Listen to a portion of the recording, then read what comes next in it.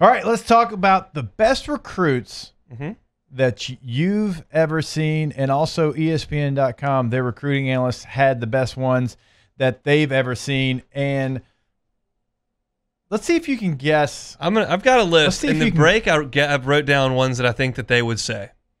I feel great about a couple. Okay, well, let's just do this. There's two that overwhelmingly got votes. Jadeveon Clowney. Yes. And I feel pretty. There's two. I'm going to go with Adrian Peterson.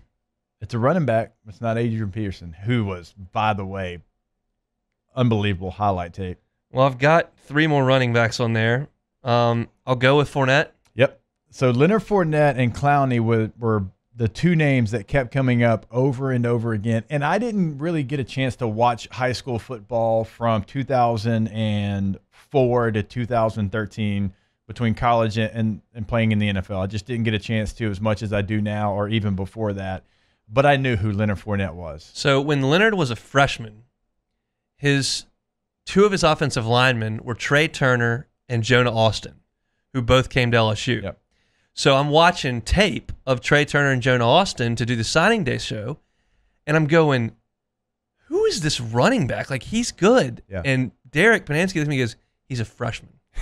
I said, he's what? He looked like he was 40. Oh, my I mean that in God. He was a horse running through there. Yeah, there's no doubt. He's good. To me, he was ready to play major college football as a sophomore in high school. Like major college football. As a freshman, he's dominating the Sun Belt and Conference USA. Yeah. And so no surprise there. For me, like that I've seen with my own eyes in a game, man, Andrew Whitworth was so damn good at West Monroe. He was like playing tight end. He looked the part. He was a dominant high school football player. And I knew, I was like, wherever he goes, this dude is going to excel. And he's still playing in the NFL. So as far as me playing against, knowing that this guy's going to pan out, Kyle Williams was another one at Ruston. Kyle Williams. You're talking about you're talking about almost 30 years in the NFL. They were both. They were teams in our district in high school, so we saw them. They were unbelievable. You knew both those guys were going to play in the NFL. Not only star in college, but play in the NFL. So I've got some more names of guys that I think that they would have said. Does Jimmy Clausen appear anywhere?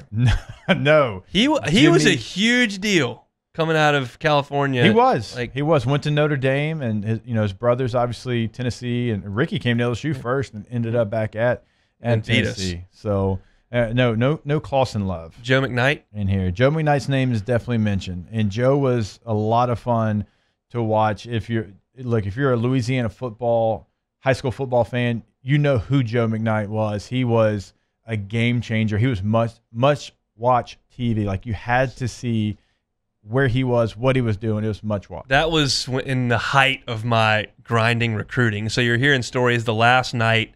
Les goes in and Pete Carroll goes in. Pete Carroll brought Reggie Bush's USC Heisman. That was part of his pitch. And, of course, the folklore stories that they crossed each other in the driveway, waiting to come in. And then he announced on ESPNU on signing day, and I was in the dorm.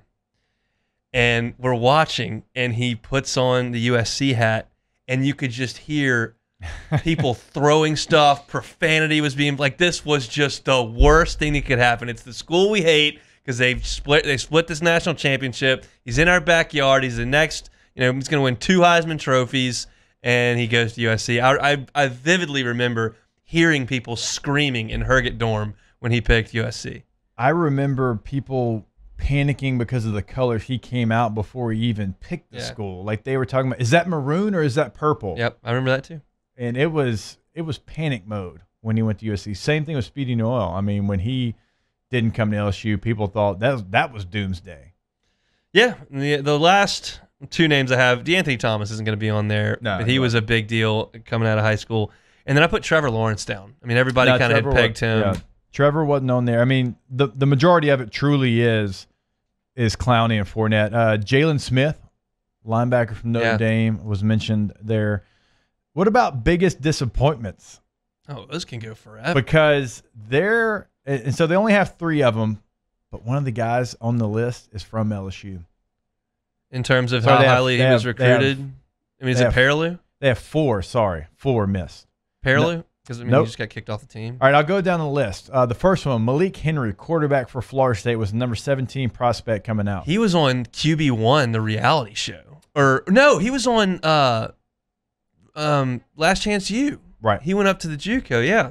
Byron Cowart, who ended up signing with Auburn, was the number 1 player in the country. Defensive lineman? Yes. Greg Reed from Florida State. I don't remember him. It was 2009, the number 15 overall prospect. He was a corner. Okay. Yeah. The LSU Tiger on this list, offensive tackle, Willie Allen. Yeah, from John Curtis. From John Curtis, now is the starting left tackle at Louisiana Tech. He was the number 16 overall prospect, came to LSU, didn't work out, goes to junior college, is now at Louisiana Tech. And I've said this before. It's not something that I've kept quiet.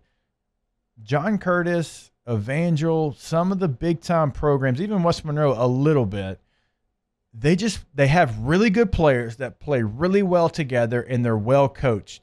And sometimes they get maybe rated a little bit higher because of that. Yeah. As far as individual players, I'll tell you, at Evangel, we had talent, but we had something like 11 guys sign D1 my senior year, and that's a number that probably should not have happened. We had really, really good coaches. Our coaches were coaches who at one time were college coordinators at Louisiana Tech and UL Monroe. And if you're on that level in high school and you can out-scheme them, like we were throwing the ball before anybody else did. I mean, we had 5 receivers. We had an 11-yard shotgun, and nobody else was doing that. So some of that comes into play with some of these powerhouse programs, not just in Louisiana. I mean, look at Hoover, Alabama, kind of the same case.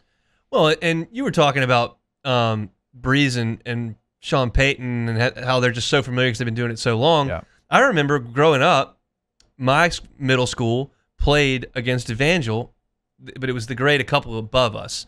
Our 8th grade team, I was probably in 5th grade at the time, our 8th grade team played Evangel's 8th grade team, and Evangel's 8th grade team was in the shotgun with 5 wide receivers. Absolutely. Running what they were going to run in high school. When you were at St. Joseph, you went to Loyola and you had new coaches and you ran a new thing. At Evangel, since 6th grade, you've been running this. Our middle school head coach was one of the coordinators at the high school level, right? Yeah. And so our freshman and JV coaches, well, they were varsity coaches that were play callers that would come down, and we ran that system. Yeah. I got to Evangel, I think, in 6th grade and started to play for their football teams in the 7th grade.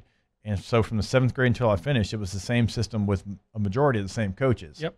And so even more, like John Curtis, they're running the veer in the Pee Wee leagues to get ready for John Curtis. All right, what about the more underrated? So the most underrated recruits in the last couple decades here in college football. I mean, that's so hard to even come up with a name. I'll say this. There's an LSU player on the list. Was it Burrow? No, it was not. So I'll go down here. Marcus Mariota was a 2-star player when he came to Oregon.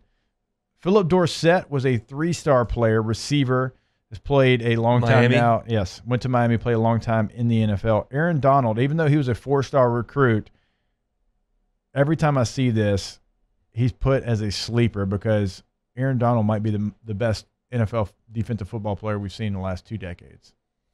Yeah, I mean, he was dominant in college. And he does it with like quickness. He doesn't look like Warren Sapp. Yeah. It's a little bit different, but he still just blows up offenses. And he works out with knives.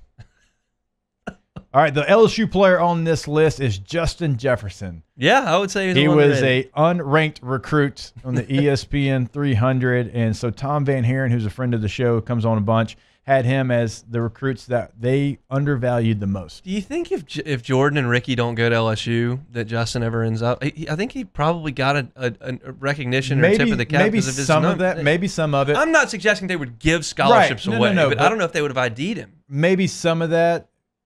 They paid attention more when he came to camp because he started camp. Right. But maybe they paid attention more because he had, 2 brothers that played and were starters at LSU. How many 6'2", skinny, fast athletes are there in the state? Like 1 million. There's no. I guess we'd have to ask whoever was in charge of making that last offer. But it just makes you think. If his name was Justin Williams, is he probably playing for ULL? I don't know, but I'm glad his last name was Jefferson, and I'm glad that he was in the slot terrorizing people. Running those digs, baby. 2019. That was, man, was that fun to watch.